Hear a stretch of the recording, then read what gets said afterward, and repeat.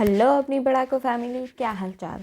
तो आइए आज हम आपके लिए लेकर आए हैं क्लास 9th के साइंस का chapter number 5 the fundamental unit of life का लेक्चर नंबर 5 लेकर के।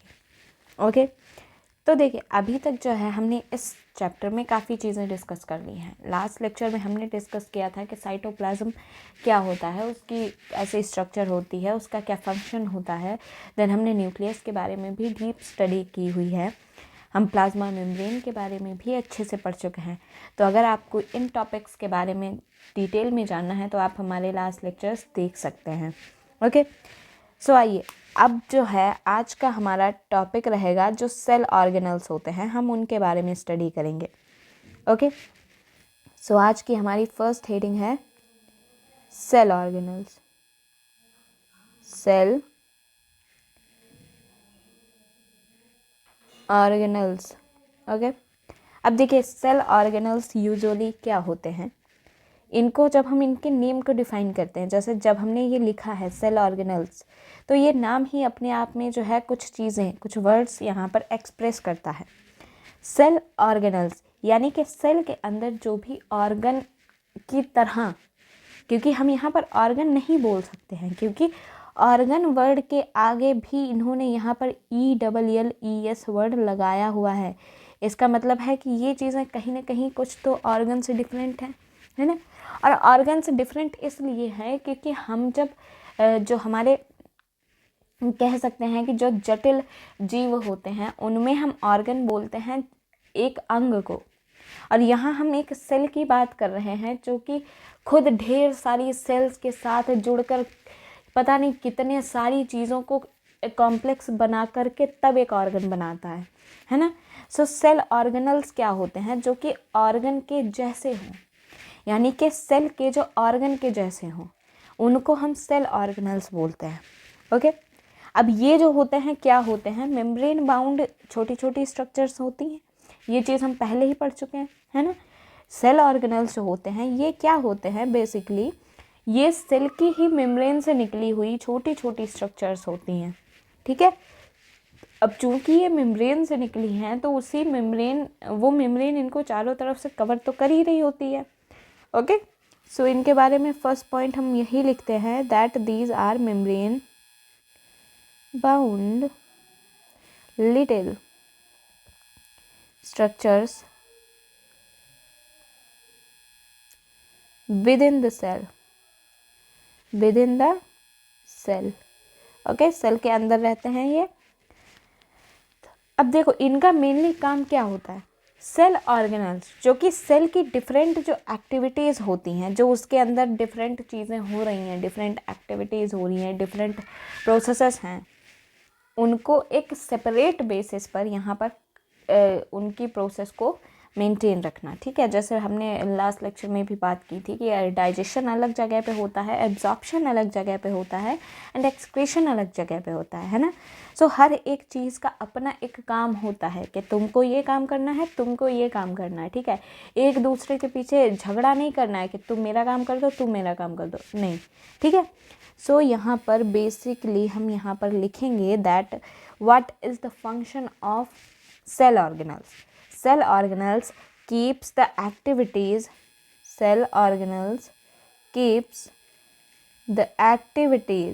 the activities of different kinds separate from each other। ठीक है, एक दूसरे के फंक्शन को एक दूसरे से ही अलग रखते हैं। ठीक है, अब ये सेल ऑर्गेनल्स हैं। ठीक है, सेल जो होते हैं उसको ही हम जो है इलेक्ट्रॉन माइक्रोस्कोप से देखते हैं, है ना, क्योंकि सेल एक छोटी स्ट्रक्चर होती है भाई। अब ऐसे हम अपना हैंड देखते हैं तो इसमें भी बहुत सी छोटी छोटी सेल्स हैं। हाथ जो हम अपना देखते हैं तो इसमें भी बहुत सी छोटी छोटी सेल्स हैं, बट वो आपको ऐसे थोड़ी ना दिखती हैं। जब आप उसको माइक्रोस्कोप से देखते हैं, वो भी इलेक्ट्रॉन माइक्रोस्कोप से, तब आप उसको अच्छे से देख पाते हैं। ठीक है, तो ये तो सेल के भी अंदर प्रेजेंट है ना, सेल ऑर्गेनल्स। तो इसमें से कुछ ही होते हैं जिनको हम इलेक्ट्रॉन माइक्रोस्कोप से देख पाते हैं। ठीक है, और कुछ ऐसे होते हैं जिनको हम नहीं देख पाते हैं, जिनकी स्ट्रक्चर थोड़ी अजीब होती है या फिर जो साइज में छोटे होते हैं उनको हम नहीं देख पाते हैं. सो some of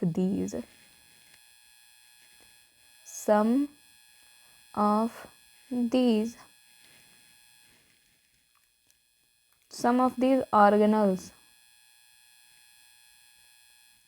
are visible only with the electron microscope.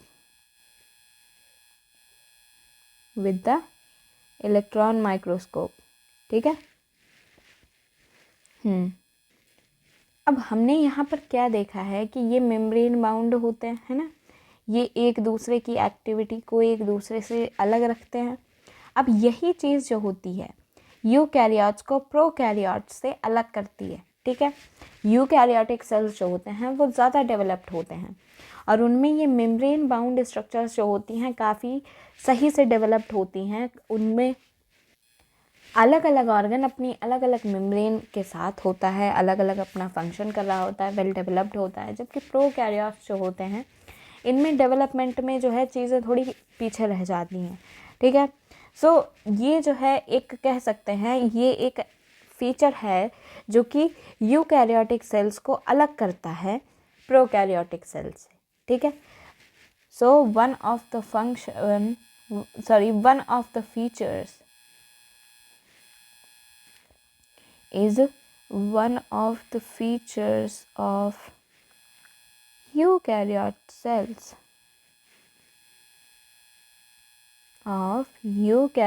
cells that distinguishes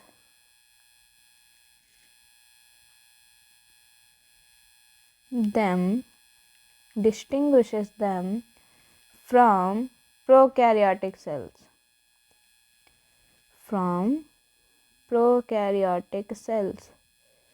ठीक है.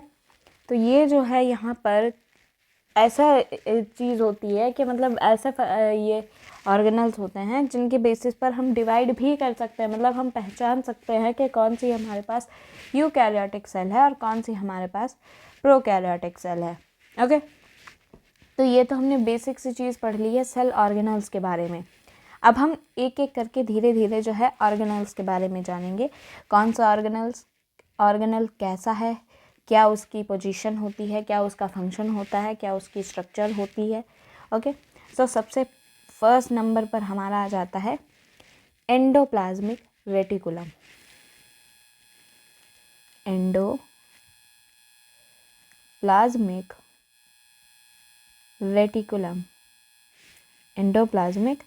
रेटिकुलम इसको हम ब्रैकेट में ER बोल देंगे. ठीक है. ER endoplasmic reticulum. अब ये क्या होता है, क्या फंक्शन होता है इसका, अभी देखते हैं. ओके. तो देखिए एंडोप्लाज्मिक रेटिकुलम जो होता है ये और कुछ नहीं होता है, बस एक लार्ज सा नेटवर्क होता है ट्यूब्स का और शीट्स का जिनके ऊपर से मेम्ब्रेन होती है. ठीक है. यानी कि ये जो है जब हम इसकी स्ट्रक्चर को देखते हैं तो हमें इसमें जो है डिफरेंट टाइप की ट्यूब्स दिखाई देती हैं, हमको इसमें शीट्स दिखाई देती हैं जो कि मेम्ब्रेन से कवर होती हैं. ओके. सो यहाँ पर हम सबसे पहला इसका यही पॉइंट यहाँ पर नोट करते हैं that it is a large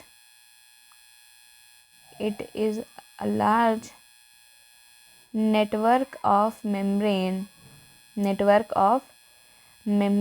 bound tubes and sheets. ठीक है. membrane bound tubes and sheets. तो यहाँ पर जो है इसकी स्ट्रक्चर को जब हम स्टडी करते हैं तो हमें इसकी स्ट्रक्चर में ट्यूब्स एंड शीट्स ही दिखाई देते हैं. ठीक है. ऐसे अगर हम इसका एक रफ सा यहाँ पर डायग्राम बनाने की कोशिश करें तो कैसा बनता है, जैसे मान लो ये जो है ये हमारे पास एक न्यूक्लियर एनवेलप है. न्यूक्लियर एनवेलप मतलब कि इसके अंदर जो है न्यूक्लियस है. ये न्यूक्लियर की मेम्ब्रेन है न्यूक्लियस की. भाई न्यूक्लियर मेम्ब्रेन को हम न्यूक्लियर एनवेलप भी तो बोल सकते हैं. ओके. सो ये मान लो न्यूक्लियर एनवेलप है। अब इसके आसपास जो है ये यहाँ पर मौजूद होता है। कैसे मौजूद होता है, मान लो इस तरीके से गई, फिर ये इस तरीके से गई, यहाँ पर इस तरीके से, ये जो है यहाँ पर इस तरीके से यहाँ पर ये हमारा ये मौजूद होता है। ठीक है, अब ये ऐसे ही बिछा हुआ नहीं होता है। ठीक है, इसमें ये देखो इस तरीके से स्ट्रक्चर होती है सही से। या so this is how it looks. अब आप इसमें देख सकते हैं ना कि आपको कैसा लग रहा है कि इसमें जो है डिफरेंट डिफरेंट टाइप की ट्यूब्स हैं, है ना। सो इधर जो है यहाँ पर थोड़ा सा इस तरीके की इधर ट्यूब्स उठी हुई होती हैं। ओके, सो ये ट्यूब्स और शीट्स जो होते हैं यही यहाँ पर इसमें प्रेजेंट होते हैं डिफरेंट टाइप के। तो यहाँ पर हम बोल सकते हैं ना कि स्ट्रक्चर में हमको जो है यहाँ पर सिर्फ ट्यूब्स ही और शीट्स ही तो दिखाई दे रहे हैं। तो हमने स्ट्रक्चर की जब हम थियरी लिखेंगे तो उसमें भी हम यही लिखेंगे दैट इसमें जो है सिर्फ लार्ज ट्यूब्स होते हैं और इसमें क्या होता है, डिफरेंट टाइप की शीट्स होती हैं। ओके, अब जो है हम पहले इसके बारे में और जानकारी ले लेते हैं, फिर हम इस डायग्राम को अच्छे से इलेबोरेट करेंगे। ठीक है, अभी हमने क्या जाना कि ये जो होती है इसकी स्ट्रक्चर में सिर्फ लार्ज नेटवर्क्स होते हैं जो कि ट्यूब्स और शीट्स के होते हैं। ठीक है, अब इसकी जो मेम्ब्रेन होती है वो सिमिलर होती है प्लाज्मा मेम्ब्रेन के साथ। मतलब स्ट्रक्चर जो होती है जैसी इसकी मेम्ब्रेन की होती है वैसे ही प्लाज्मा मेम्ब्रेन की भी होती है। ठीक है, सो हमारा एक पॉइंट ये हो जाता है क्या, that it's membrane is similar in structure to the plasma membrane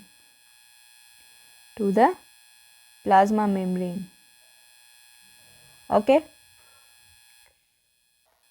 क्योंकि ये जब इसकी मेम्ब्रेन जो होती है जब प्लाज्मा मेम्ब्रेन से थोड़ी सी अलग होती है तो इसकी मेम्ब्रेन की जो स्ट्रक्चर होती है उसमें ज़्यादा चेंजेस नहीं आते हैं। ठीक है, जितने भी चेंजेस आते हैं वो अंदर के फोल्ड्स में आते हैं। So that is why its membrane is quite similar to the plasma membrane. Okay, तो ये इस तरीके से होती है। अब इसकी जो स्ट्रक्चर होती है वो डिफरेंट सेल्स में डिफरेंट टाइप की होती है। ठीक है, इसकी जो स्ट्रक्चर है ही ऐसे, आप देख सकते हैं ना कि कैसे यहाँ पर जो है अनइक्वल है सब कुछ, मतलब कहीं से कोई कोन निकली हुई है, कहीं से कोई कोन ना निकला हुआ है ना। तो इसकी जो स्ट्रक्चर होती है वो हर एक सेल में अलग अलग होती है।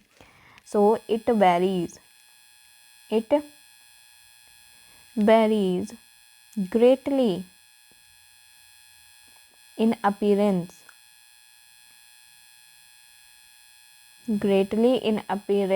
in different cells। ठीक है, तो इसकी जो स्ट्रक्चर होती है वो अलग अलग सेल्स में डिफरेंट होती है। अब यहाँ पर मज़े की बात एक ये है कि ये जो एंडोप्लाज्मिक रेटिकुलम होता है ये भी अपने आप में 2 टाइप का होता है। ठीक है, ये भी जो है फर्दर 2 टाइप का है। जैसे हम इसमें अगर देखें तो हमें ये स्ट्रक्चर अलग दिख रही है और ये जो खंबे जैसे खड़े हुए हैं ये स्ट्रक्चर अलग लग रही है ना। तो यहाँ पर यही लोचा है कि यहाँ पर जो ये एंडोप्लाज्मिक रेटिकुलम होता है ये हमारा 2 टाइप का होता है। सो ER is of 2 types.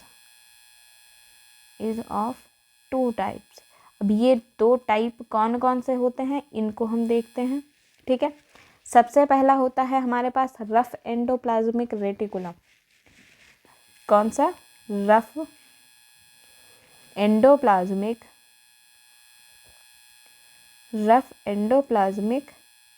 Reticulum. One second,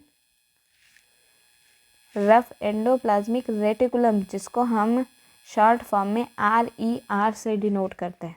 okay, और एक हमारे पास होता है स्मूथ एंडोप्लाज्मिक रेटिकुलम। ओके, इसको हम SER से डिनोट करते हैं शॉर्ट फॉर्म में। ऑलराइट, अब देखो यहाँ पर इन्हें हमने 2 पार्ट्स में डिवाइड किया है। क्यों दो पार्ट्स में डिवाइड किया है, इसके पीछे इनको मतलब डिवाइड करने के पीछे बेसिस जो है, बेस ये है कि इनमें से जो रफ एंडोप्लाज्मिक रेटिकुलम होता है इट कंटेन्स राइबोसोम्स। ओके, एक सेल ऑर्गेनल होता है राइबोसोम जो कि प्रोटीन के मैन्युफैक्चर के लिए काम आता है, ठीक है, प्रोटीन का कंस्ट्रक्शन करता है। तो यहाँ पर जो रफ एंडोप्लाज्मिक रेटिकुलम होता है इसके पास जो है यहाँ पर राइबोसोम्स होते हैं। That is why we call it rough endoplasmic reticulum, क्योंकि जो राइबोसोम होता है वो इसके ऊपर छोटे छोटे दानों की तरह दिखाई देता है, छोटे छोटे पार्टिकल्स की तरह दिखाई देता है। That is why we call it rough. And smooth वाले में राइबोसोम्स नहीं प्रेजेंट होते हैं, तो उनकी जो सरफेस होती है वो स्मूथ दिखाई देती है। So that is why we call it smooth. जैसे अब हमारा यहाँ पर हमने ये डायग्राम देखा था, तो इसका हम जरा यहाँ पर नामांकन कर लेते हैं। ये हमारे पास हो गया है न्यूक्लियर एनवेलप, है ना, न्यूक्लियर एनवेलप। ओके, अब ये है हमारा इतना पार्ट जो है, ये हिस्सा जो है, ये यहाँ पर एंडोप्लाज्मिक रेटिकुलम है। अब इसी में दो टाइप के आते हैं, ये वाले जो हैं ये यहाँ पर हमारे SER हैं, यानी कि स्मूथ एंडोप्लाज्मिक रेटिकुलम है। और ये वाले जिसमें डॉट्स प्रेजेंट हैं, आप देख रहे हैं ना, ये छोटे छोटे दाने टाइप के, सो इसे जो है हम रफ एंडोप्लाज्मिक रेटिकुलम बोलेंगे। ओके, हैं दोनों ही एंडोप्लाज्मिक रेटिकुलम, बस राइबोसोम की प्रेजेंस और एब्सेंस के बेसिस पर जो है ये टू टाइप्स में डिवाइड हो जाते हैं। जैसे R वाला जो है, रफ वाला जो है, it looks rough because it has particles, it looks rough because it has particles, it has particles। अब ये पार्टिकल्स कौन से होते हैं, अभी अभी हमने ये जाना था कि ये पार्टिकल्स होते हैं राइबोसोम्स, है ना, ribosomes. Okay, so ribosomes basically क्या होते हैं, ribosomes attached to the surface, इसकी सरफेस पर अटैच होते हैं, अटैच्ड टू द सरफेस। अब यहाँ पर राइबोसोम्स का काम क्या होता है ये भी तो जानना ज़रूरी है। राइबोसोम्स जो होते हैं बेसिकली प्रोटीन मैन्युफैक्चर की एक साइट होती है कि यहाँ पर जो है प्रोटीन मैन्युफैक्चर होती है। Okay, so site of protein manufacture, ठीक है, ये जो होते हैं प्रोटीन मैन्युफैक्चर की साइट होते हैं। और यहाँ से जो प्रोटीन मैन्युफैक्चर होती है वही सेल के जो है डिफरेंट पार्ट्स में जाती है, जहाँ जहाँ उनको जो है न्यूक्लियस बोलता है। Okay, so the protein manufactured is sent to different parts according to the nucleus. Okay, so we can write it down like the protein manufactured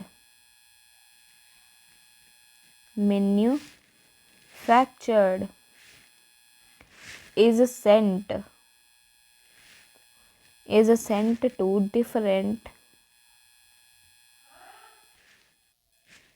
to different parts, ठीक है, according to need, जहाँ पर उसकी ज़रूरत है वहाँ पर जो है हम उस प्रोटीन को भेज देते हैं।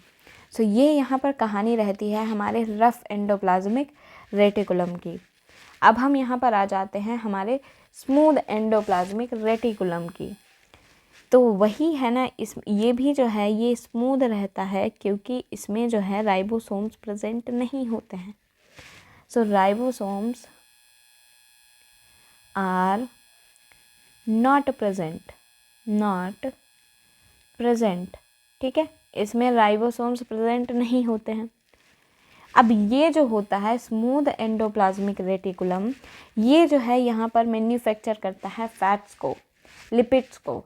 ओके, क्योंकि जो सेल्स होते हैं उनको भी तो अपनी स्ट्रक्चर को मजबूत रखने के लिए चीज़ें बनानी पड़ती हैं, तोड़नी पड़ती हैं, अपनी एनर्जी बनाए रखने के लिए उन्हें भी फैट की ज़रूरत पड़ती है ना। सो this is the part which helps in the manufacture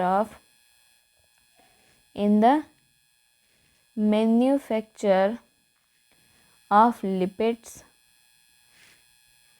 and fats. ठीक है, लिपिड्स एंड फैट्स बनते हैं यहाँ पर। अब ये जो लिपिड्स होते हैं एंड फैट्स होते हैं, ये क्या करते हैं, they help in building the cell membrane.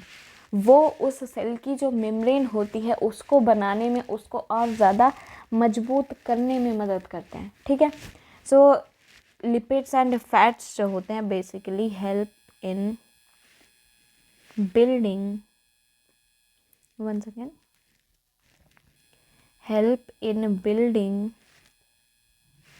the cell membrane, help in building the cell membrane। Alright, so यहाँ पर जो है सेल मेम्ब्रेन के लिए ये चीज़ें ज़रूरी होती हैं। अब यहाँ पर जो ये स्ट्रक्चर है, जो ये प्रोसेस है ना लिपिड्स एंड फैट्स के मैन्युफैक्चर की, अब अगर हम देखें तो लिपिड्स और फैट्स बन क्यों रहे हैं, ताकि हमारी जो मेम्ब्रेन है वो अच्छी बनी रहे और ज़्यादा मजबूत हो जाए, है ना। सो इस प्रोसेस को हम बोलते हैं मेम्ब्रेन बायोजेनेसिस, यानी कि मेम्ब्रेन की जेनेसिस के लिए जो चीज़ें बनाई जा रही हैं।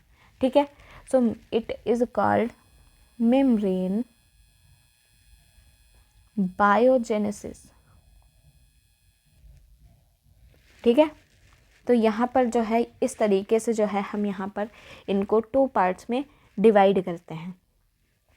अब देखो यहाँ पर जो हमारा स्मूथ एंडोप्लाज्मिक रेटिकुलम है, ये एक और काफ़ी इम्पॉर्टेंट रोल प्ले करता है। ये क्या काम करता है, ये हमारी बॉडी को डिटॉक्सिफाई करने में हेल्प करता है। ठीक है, कि हमारी बॉडी में जो खतरनाक पॉइजन्स आ जाते हैं या ड्रग्स आ जाते हैं, तो ये उन चीज़ों को हमारी बॉडी से निकालने में भी हेल्प करता है। So it also plays important role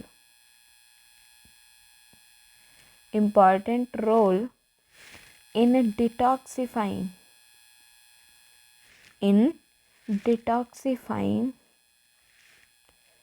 many poisons and drugs। तो ये जो है ये उनको यहाँ पर न्यूट्रल करने की कोशिश करता है ताकि वो हमारी बॉडी से निकल जाए। ओके, सो ये यहाँ पर फंक्शन होता है किसका, स्मूथ एंडोप्लाज्मिक रेटिकुलम का। सो इस तरीके से जो है यहाँ पर हमारा एंडोप्लाज्मिक रेटिकुलम 2 पार्ट्स में डिवाइड होता है। ठीक है, अब एक चीज़ जो है यहाँ पर एक और चीज़ है, जैसे हमने इसकी स्ट्रक्चर देखी तो हमने क्या देखा कि ये न्यूक्लियस के साथ एनवेलप से जुड़ा हुआ है ना, न्यूक्लियस से ये जुड़ा हुआ है। सो जो हमारा ये एंडोप्लाज्मिक रेटिकुलम होता है, ये एक और बड़ा ही इम्पॉर्टेंट क्रूशियल काम करता है, वो ये है कि ये यहाँ पर चैनल्स प्रोवाइड करता है, यानी कि ये हमें एक रास्ता प्रोवाइड करता है कि हम चीज़ों को साइटोप्लाज्म में डिफरेंट जगह तक ले जा सकें, या फिर साइटोप्लाज्म और न्यूक्लियस के बीच में जो भी लेन देन होना है उसको करने के लिए ये हमें एक रास्ता प्रोवाइड करता है। ठीक है, सो ये भी इसका एक बहुत ही इम्पॉर्टेंट फंक्शन है। सो ये पॉइंट भी हमें नोट डाउन करना चाहिए, that one function of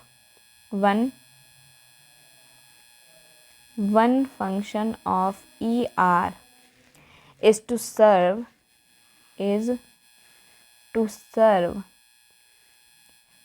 as channels for the transport of materials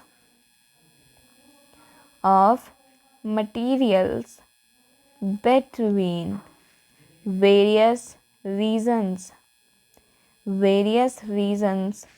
of the cytoplasm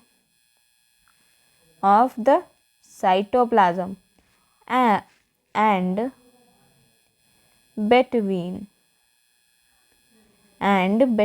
the cytoplasm and nucleus, क्योंकि ये न्यूक्लियस से ही जुड़ा हुआ होता है, साइटोप्लाज्म एंड न्यूक्लियस। सो ये एक तरीके से जो है यहाँ पर रास्ता भी प्रोवाइड करा रहा होता है। ठीक है, और ये ऑब्वियस सी बात है, ये यहाँ पर हमारे पूरे सेल मेम्ब्रेन सिस्टम का एक हिस्सा है, तो यहाँ पर इसके पास भी काफ़ी सरफेस है ना। अगर हम देखें तो ये सारी है तो इसी की सरफेस ना, तो इसके पास भी जो है यहाँ पर काफ़ी सरफेस है। तो ये जो है अपनी सरफेस भी प्रोवाइड करता है बहुत सारी केमिकल एक्टिविटीज़ के लिए। तो ये भी एक चीज़ यहाँ पर इसका एक फंक्शन हो जाता है, that it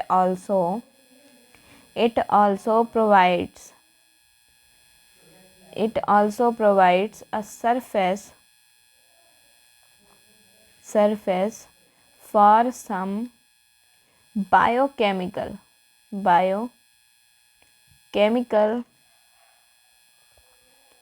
activities of cell। ठीक है, तो ये जो है यहाँ पर ये भी काम करता है।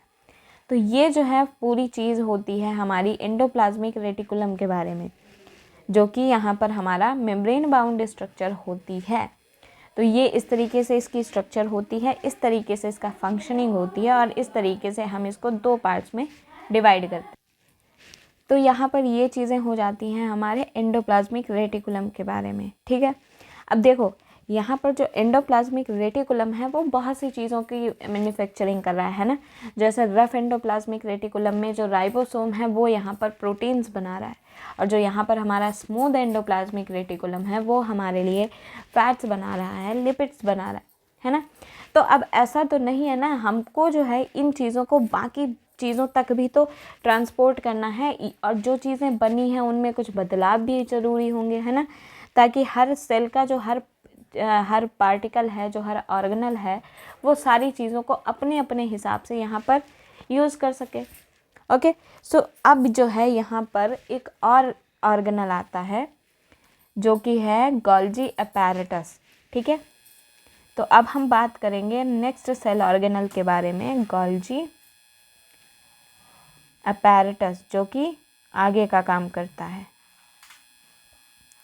गोल्जी अपैरेटस, अब देखो गोल्जी अपैरेटस जो होता है इसका मेनली क्या काम होता है, ये देखो इसका मेनली काम है कि इसके पास भी जो है यहाँ पर मेम्ब्रेन सिस्टम ही होता है, इसके पास भी ट्यूब्यूल सिस्टम होता है, वेसिकल्स होते हैं। ठीक है, मेनली ये यहाँ पर क्या करता है, ये अमेज़ॉन ऑफ द सेल्स है। ठीक है, ये सेल्स का अमेज़ॉन कहलाता है। ये बस चीज़ों को, प्रोडक्ट को उठाया, इसने वहाँ कस्टमर तक लेके गया जिसको ज़रूरत है, तो ये यहाँ पर सिर्फ सामान को पहुँचाने का काम करता है। ओके, अब इसका नाम है यहाँ पर गोल्जी अपैरेटस। ठीक है, ये जो इसका नाम पड़ा है, ये नाम पड़ा है इसके साइंटिस्ट के ऊपर जिन्होंने इसको सबसे पहले डिस्क्राइब करा था। सो हम यहाँ पर, और उनका क्या नाम था, उनका नाम था कैमिलो गोल्जी। ठीक है, so it was first described by Camillo Golgi. ठीक है, सो इसको जो है सबसे पहले यहाँ पर कैमिलो गोल्जी नाम के साइंटिस्ट ने इसको यहाँ पर डिस्क्राइब किया था। ठीक है, और इसके पास भी जो है जो मेम्ब्रेन वेसिकल्स होती हैं उन्हीं का एक सिस्टम होता है। ठीक है, सो हम इसके बारे में नेक्स्ट पॉइंट अपना यही लिखते हैं, that it consists of a system of membrane bound vesicles. ठीक है, वेसिकल्स क्या होती हैं, ये बेसिकली ट्यूब टाइप की स्ट्रक्चर्स होती हैं जो कि चीज़ों को ट्रांसपोर्ट करने का काम करती हैं, एक जगह से दूसरी जगह तक ले जाने का काम करती हैं। ठीक है, उनको हम वेसिकल्स बोलते हैं। बाकी हमने वेसिकल्स कहाँ पढ़े थे, बाकी हमने वेसिकल्स पढ़े थे जाइलम में, है ना, जो प्लांट में ट्रांसपोर्टेशन का काम करता है। सो वैसे ही यहाँ पर सेल्स में होती हैं। अब ये जो वेसिकल्स होती हैं ये यूजुअली फ्लैटेंड सैक्स की तरह होती हैं, मतलब फ्लैट टाइप के सैक्स दिखाई देते हैं। सैक्स का मतलब है कि खाने जैसे, डब्बे जैसे। ठीक है, सो फ्लैटेंड सैक्स, वेसिकल्स जो हैं यहाँ पर फ्लैटेंड सैक्स। ठीक है, वेसिकल्स यहाँ पर फ्लैटेंड सैक्स की तरह होती हैं जो कि एक दूसरे के पैरेलल यहाँ पर अरेंज होते हैं और कुल मिलाकर के एक स्ट्रक्चर बनाते हैं जिसको हम सिस्टर्न्स बोलते हैं। ओके, सो यहाँ पर वेसिकल्स जो हैं वो फ्लैटेंड सैक्स के रूप में रहते हैं, ठीक है। और जब ये एक दूसरे के पैरेलल एक दूसरे को अरेंज कर लेते हैं तब हम उस ज्वाइंट स्ट्रक्चर को सिस्टर्न्स बोलते हैं। Okay, so flattened sacs arranged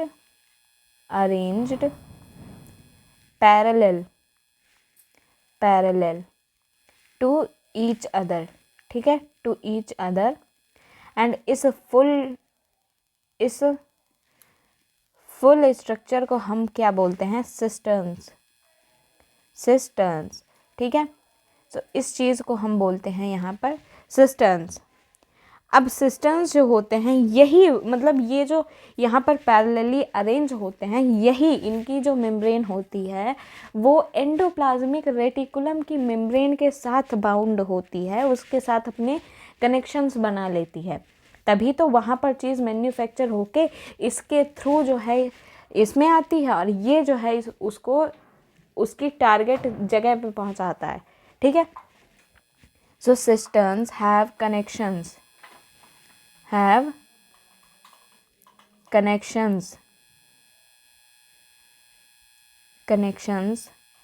with the membrane of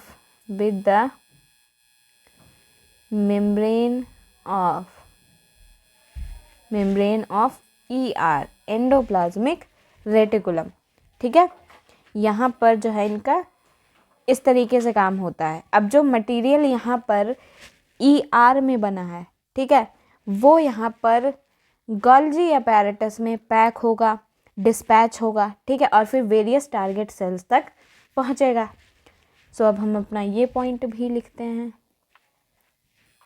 okay, so the material synthesized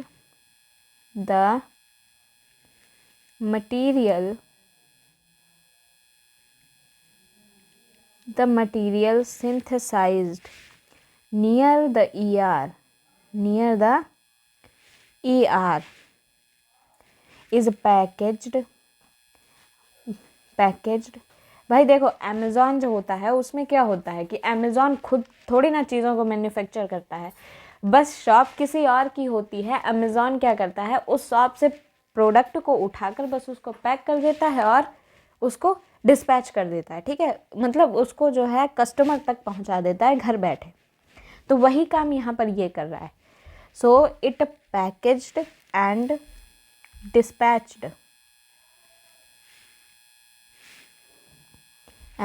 dispatched to various targets of the cell through what? Through the Golgi apparatus. Through the Golgi apparatus, ठीक है। और इसी ही वजह से हम इसको क्या बोल देते हैं? Amazon of cell, Amazon of the cell. Okay, इसी वजह से जो है हमने इसको बोल दिया अमेज़ॉन ऑफ द सेल। क्यों? क्योंकि यहाँ पर स्टोरेज होता है, मॉडिफिकेशन होता है and packaging of the products. So storage होता है, मॉडिफिकेशन, कुछ अगर चेंज करना है तो वो modification, and packaging of the product, ठीक है। That is why it is called the Amazon of the cell. Okay, ये यहाँ पर चीज़ें हो जाती हैं इसके बारे में। अब यहाँ पर एक और चीज़ है क्या कि गोल्जी अपैरेटस, भाई देखो ये भी अपना एक ऑर्गेनल है, ठीक है, तो इसको भी जो है थोड़ा खाना पानी लगता है, ये कोई फ्री में काम नहीं करता है। तो ये क्या करता है, ये अपने लिए जो है कुछ कॉम्प्लेक्स, तो यहाँ पर ये क्या करता है, ये कॉम्प्लेक्स शुगर्स को बनाता है जो कि इसके पास सिंपल शुगर्स बचे हुए होते हैं। तो ये सिंपल शुगर्स का यूज़ करके कॉम्प्लेक्स शुगर्स बनाता है, जिसको ये अपनी स्ट्रक्चर को और ज़्यादा मजबूत बनाने में भी काम करता है, ठीक है। सो ये क्या होता है, that it forms, it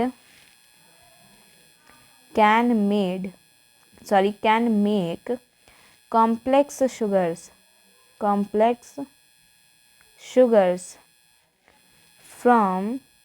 the simple sugars, ठीक है। तो ये जो है कॉम्प्लेक्स शुगर्स यहाँ पर बना लेता है सिंपल शुगर्स की मदद से। तो इस तरीके से जो है यहाँ पर ये हमारा गोल्जी अपैरेटस काम करता है, जो कि यहाँ पर अमेज़न ऑफ द सेल है। अब इसकी अगर हम एक रफ सा डायग्राम बनाने की कोशिश करें तो इसके और एंडोप्लाज्मिक रेटिकुलम के डायग्राम में मुझे तो ज़्यादा कुछ फ़र्क लगता नहीं है। बस इसी तरीके से यहाँ पर ढेर सारी जो है यहाँ पर वो बनाते चलो ट्यूब्स, तो इस तरीके से जो है यहाँ पर इसकी स्ट्रक्चर बन जाती है। यहाँ पर जो है इसके पास छोटे छोटे ऐसे गोले टाइप के स्ट्रक्चर्स घूमते रहते हैं, ठीक है। ये क्या होते हैं, ये जो गोले टाइप के स्ट्रक्चर्स होते हैं बेसिकली ये यहाँ पर, अब देखो यहाँ पर जो है इसके सिरे होते हैं, ठीक है। कोई ये ऐसे गोल गोल नहीं रहता है, इसके सिरे होते हैं बकायदा। यहाँ पर जैसे ये वाला सिरा जो है ये इसका सिस फॉर्म होता है, सॉरी वन सेकेंड, इसको कलर चेंज करके लिखेंगे, ठीक है। सो यहाँ पर जो है इस तरीके से थोड़ी सी अलग स्ट्रक्चर्स होते हैं, ध्यान देने वाली बात है। अब हम इसको अलग उससे जो है यहाँ पर नेमिंग करते हैं इसकी। तो यहाँ पर ये जो छोटे छोटे गोले होते हैं ये इसकी ट्रांसपोर्ट वेसिकल्स होते हैं, ठीक है। इन्हीं के थ्रू जो है यहाँ पर ट्रांसपोर्टेशन होता है, ट्रांसपोर्ट वेसिकल्स, चाहे हम इसको व्हीकल्स भी बोल सकते हैं, मतलब ये मैं मजाक में बोल रही हूँ। व्हीकल्स मतलब बेसिकली यही यहाँ पर ट्रांसपोर्ट का काम कर रहे हैं, दैट इज़ वाई। ओके, सो अब यहाँ पर जो ये बिखरी हुई उलझी सी नलिया टाइप की जो दिख रही हैं, ट्यूब्स दिख रही हैं, इन्हीं को हम सिस्टर्ने बोलते हैं, ठीक है। अब यहाँ पर देखें तो ये वाली पैरेलल नहीं है एक दूसरे के, तो that is why we call it cisterns. ओह, सारा मिट गया, फिर से बनाते हैं इस तरीके से, ठीक है। इस तरीके से जो है यहाँ पर ये डिफरेंट स्ट्रक्चर्स होते हैं। सो ये जो है यहाँ पर सिस्टर्ने होते हैं, सिस्टर्ने,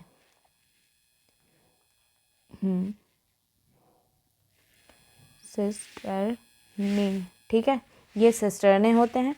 ये यहाँ पर होता है इसका ट्रांसफेज, ठीक है। तो इसके सिरे होते हैं, कोई ऐसे ही नहीं, कोई भी सिरा कैसा भी नहीं होता है, ये होता है इसका सिस फेस, ठीक है। बेसिकली होता क्या है कि सिस फेस यहाँ पर जो है ER यानी कि हमारे एंडोप्लाज्मिक रेटिकुलम से प्रोडक्ट को उठाता है और ट्रांसफेज जो है इसको मॉडिफाई करके डिस्पैच करता है, ठीक है। सो ये इसीलिए इनके जो नाम होते हैं ये अलग अलग होते हैं।